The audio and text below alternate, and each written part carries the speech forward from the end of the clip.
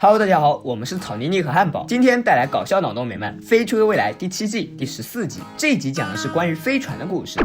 今天，星际快递公司要派送一个大家伙，它是一个豪华吊顶。赫米斯表示，这货非常娇贵，如果谁打碎了，谁就得赔钱。班德立马说是弗赖干的。弗赖无语，我干啥了？他补充道，马上你就知道了，我只是先为一会儿的情况预演一下。一旁的教授在给飞船的物质压缩机充能。莉拉表示，与其让飞船跑得更快，不如装一些安全带。教授说，安全带只会增加净负债，我追求的可是速度，但莉拉追求的是安全。安全？一个女生穿个背心，一看就不安全。莉拉不想跟他继续争辩，还是送快递要紧。可是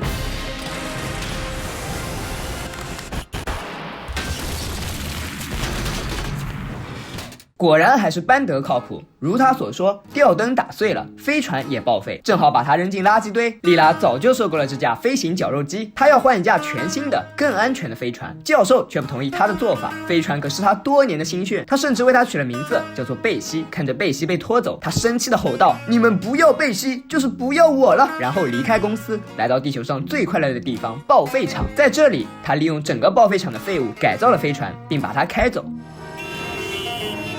大街上因为他的出现造成了严重的交通堵塞，惹得一帮飞车党很不满意。教授却说，你们一帮小毛孩，想当年哥赛车那会儿，你们爸爸还在玩泥巴呢。飞车党哈哈大笑，根本不相信他说的话，觉得这老头都168岁了还在吹牛。他们要给他点颜色瞧瞧，让他见识一下飞车党的厉害。就这样，一场刺激的飙车比赛开始了。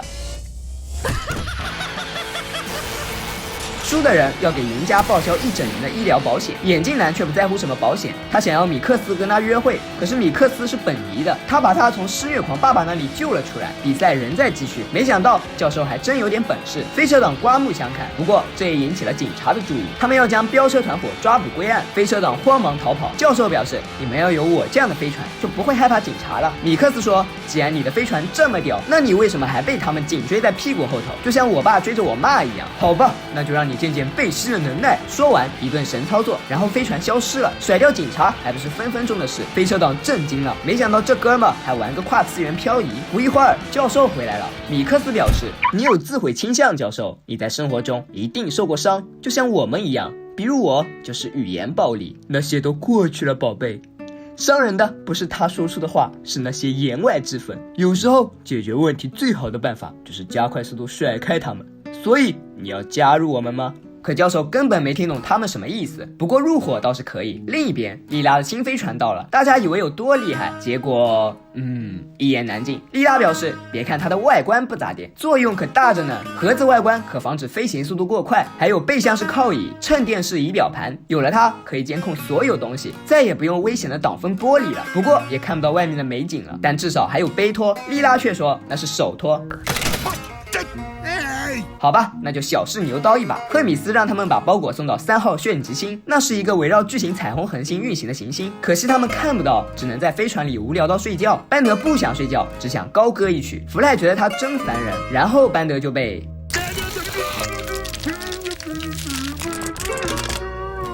突然一阵摇摇晃晃，莉拉以为到站了，出来一看，竟然回到了公司。原来飞船已经帮他们把货送了。弗赖不开心，活都让他干了，我们都没法冒险了。莉拉说，这是快递公司，冒险当然越少越好，越多越无益。然后他就成了大家的保姆，不是送弗赖和班德上跆拳课，就是开着飞船购物。一天在马路等红绿灯的时候，他遇到了成为飞车党的教授，教授嘲笑他像个老妈子一样。莉拉表示，就算我是一个老妈子，我也比你这个糟老头开得快，即使是开这种飞铁。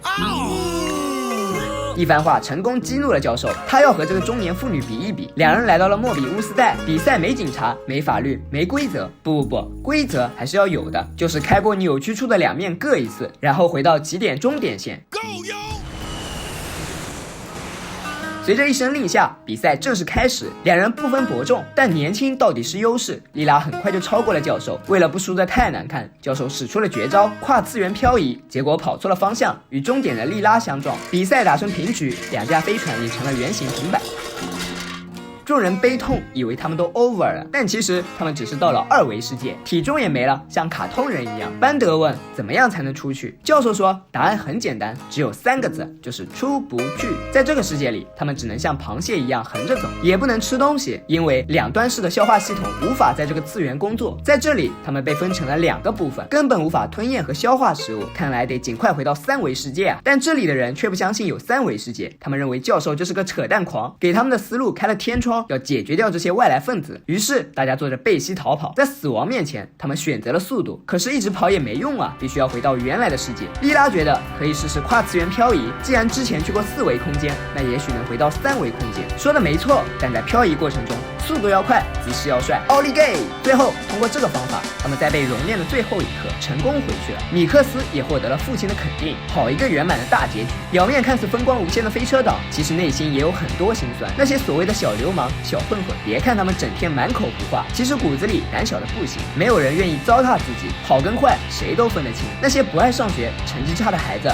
就一定是坏孩子吗？那些成绩好、很听话的孩子，就一定是好孩子吗？谁也没有权利这样规定，这只是很多家长心目中好孩子的标准。他们以为这个标准是正确的，但可能会因为这个标准而毁掉一个好孩子。古人说子不教，父之过。父母和家庭环境对孩子的影响是最大的，所以多给孩子们一点爱吧。每个人的心中都隐藏着一头黑暗巨兽，它会伺机将你拖进无尽的深渊，但唯有爱和陪伴才能带你走向光明。